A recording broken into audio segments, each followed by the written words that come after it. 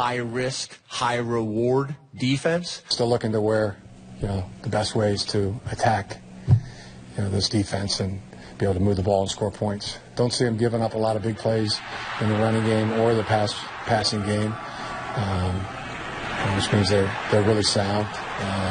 We want no turnovers. We want no sacks. We want no penalties. We want no missed assignments. I mean, you're striving for that perfection. Obviously, it's going to be a great environment. I think people realize the only thing I like more than Christmas is a whiteout football game. And the only thing we like better than Christmas is Trevor Maddich here on this Wednesday. Trevor, thanks for the time as always. So how does Michigan slow down Penn State's Saquon Barkley? Well, it helps if you have 14 guys on the field. But, Paul, they can take a look at what Northwestern and Indiana did the last couple of weeks, and they did a good job of slowing him down. And the thing is, anything that that Indiana and Northwestern can do, Michigan can do better. And what they did to start with was move the line. They had slants where they would get the defensive line, they'd move them one direction or the other, get upfield, and create funnels so that Barkley would not be able to use his lateral burst. He was stuck in a funnel. Another thing that they did was use stunts, where you've got the defensive line and the linebackers involved in big stunts. And that, even though you don't have extra guys in the box at times, will give you the ability to confuse blocking. And then there's disguising. Because if you have guys that are committed to the run box but don't look like it pre-snap, then you can dupe them into running the ball into a place that they think they have a numbers advantage, but they really don't. Michigan can do all of these things because they are absolutely fantastic and aggressive and multiple in all the things that they do. Trevor, you don't like defensive linemen, but you have to like what Michigan has on the D-line. What about it? Well, on the D-line, Michigan has one of the best defensive lines in the country, and everybody talks about Rashawn Gary, number 3, defensive end, because he was such a highly sought-after recruit. But number 73 is really the guy to watch for, in my opinion. That's Maurice Hurst. I think he is the most disruptive individual defensive tackle in all of college football, with all respect to the guys over there at Clemson. He has got the fastest first step of the big guys inside across the entire country, and then he is able to burst to the ball, whether it's the quarterback or a running back. He can get through the line and then close and finish. So watch for big number 73, because when I travel the country and talk to offensive coordinators about how offenses are stopped, what they always tell you is that the best way to stop any offense, whether it's a spread or a pro style, is to have that big guy inside at defensive tackle that you just can't block. Maurice Hurst is one of those guys.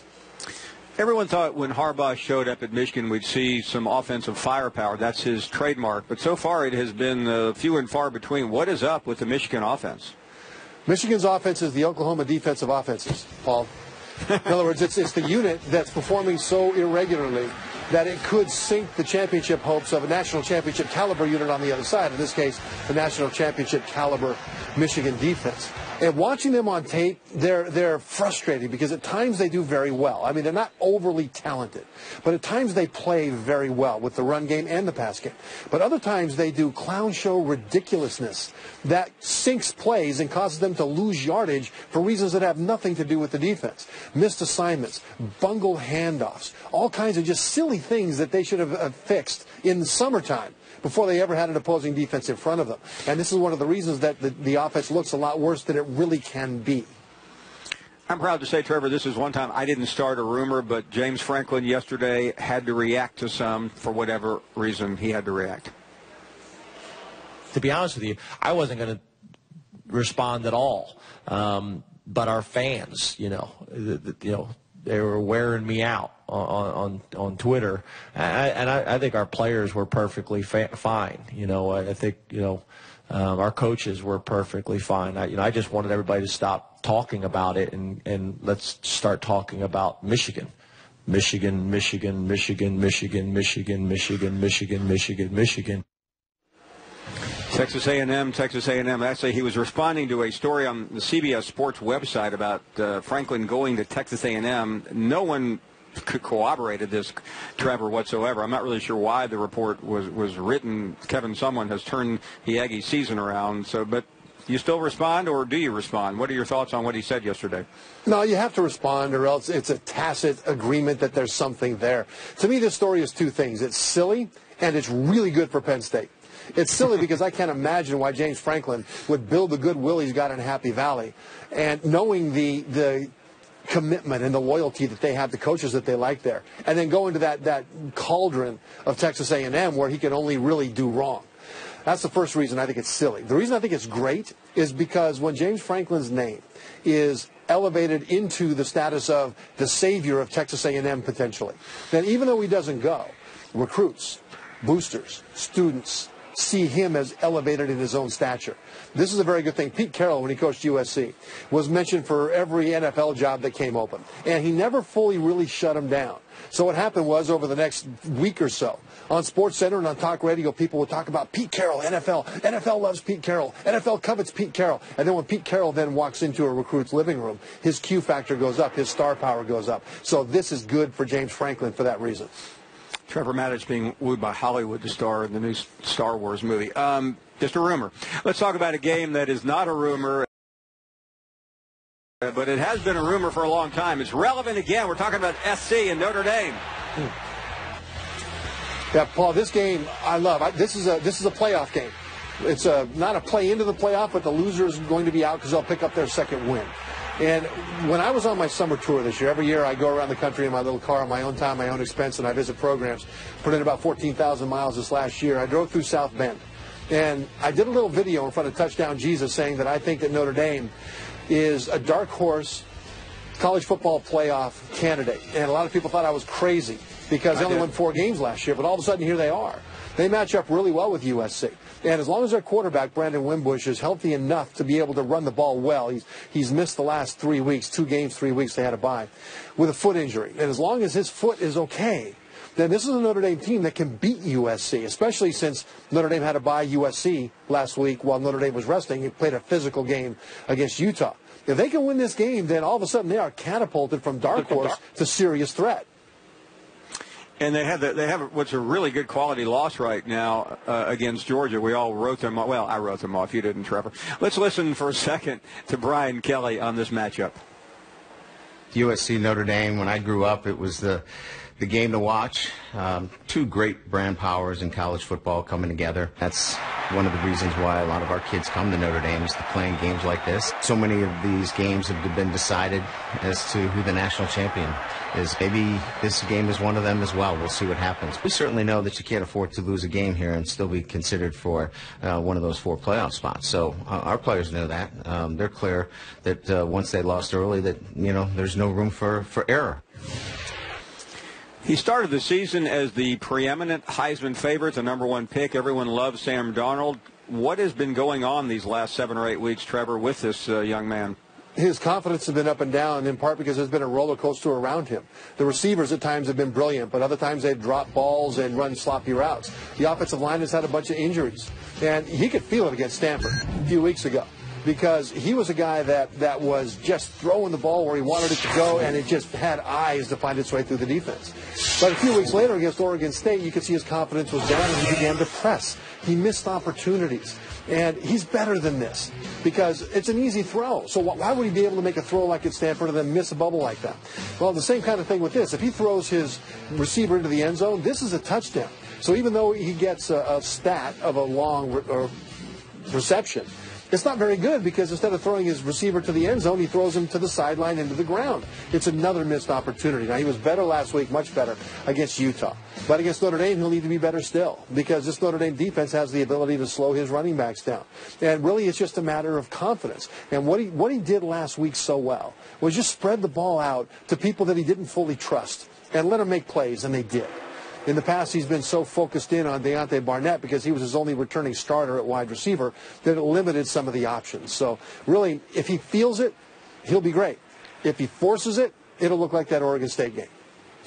Trevor, let's flip it around to the passing game of Notre Dame.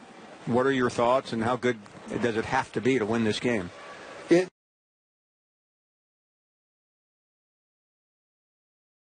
needs to be good, in part because of Wimbush's foot. Now, Ian Book, the backup, is not ready to beat USC.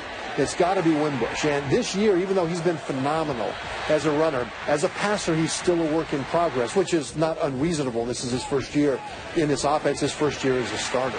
But I think USC will load the box to take away the run regardless of Wimbush's health. And they will force him to throw the ball because for USC, the best way to win this game is to turn it into a quarterback duel between Sam Darnold, who's likely to be a top 5 pick in the NFL draft, and Brandon Wimbush, who's still working on his arm. Hard to believe, Trevor, we are a week away from the first playoff reveal. Let's get your thoughts on that in a second. We finally waited, and we're going to find out who is in it.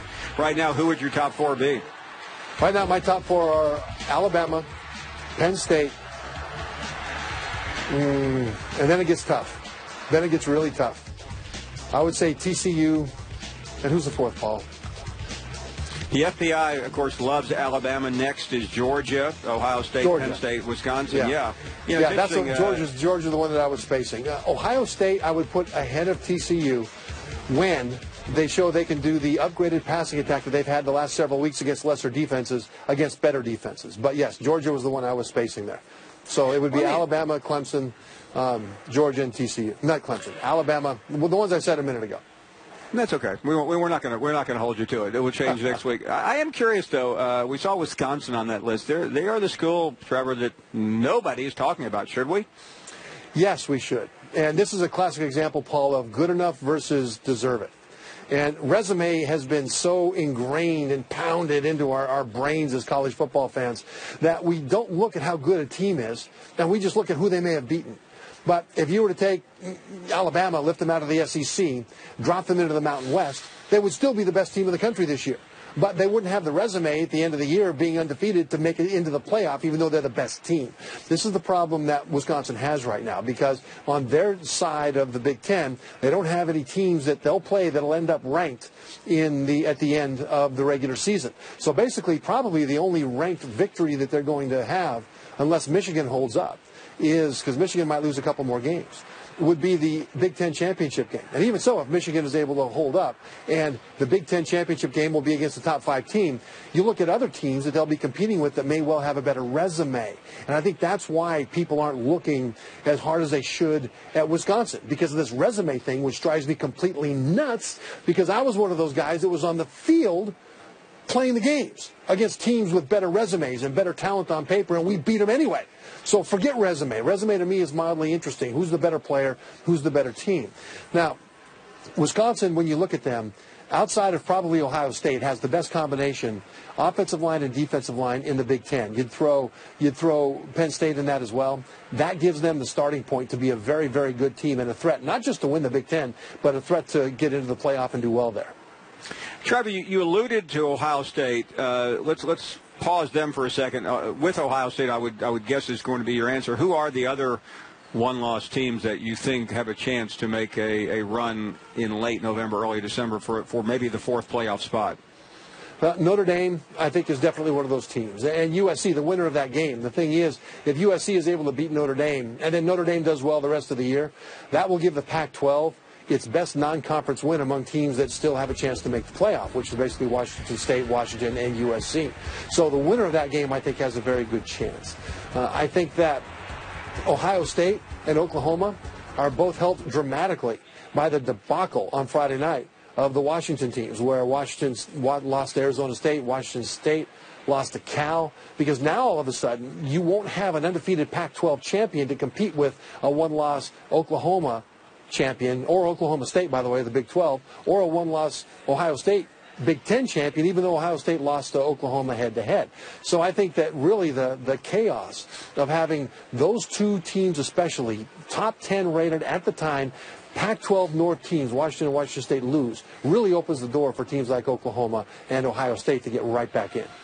Trevor, a lot of people wrote off NC State. They lost that neutral site game to South Carolina on day 1 of the college football season, but they've come back nicely, and they also have a game against Clemson remaining. Could they, with the running of the table, especially beating Clemson, make it in?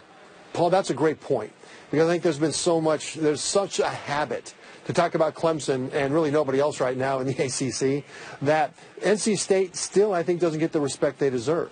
They have, other than Clemson, the best combination offensive and defensive lines in the ACC, along with a quarterback in Ryan Finley that's playing very well. Now, that right there gives them a chance. They are deep and talented at running back. The one issue is that anybody who tries to throw the ball on NC State pretty much does throw the ball on NC State.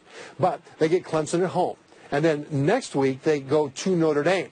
Those are the two games that will matter because they've already beaten Florida State.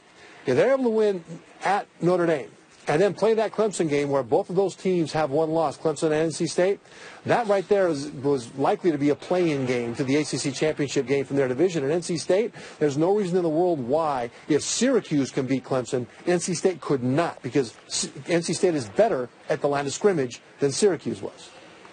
Much chaos remaining, and Trevor Maddich will be in the middle of all of it, I feel certain. Trevor, it's always a pleasure. Thanks for spending so much time with us on these Wednesdays. We will see you next week. Great. Thank you, Paul. Always great. Man, is he not the best? When we come back, we'll talk to a young man who's actually on the field, Shea Patterson, one of the better quarterbacks in the SEC.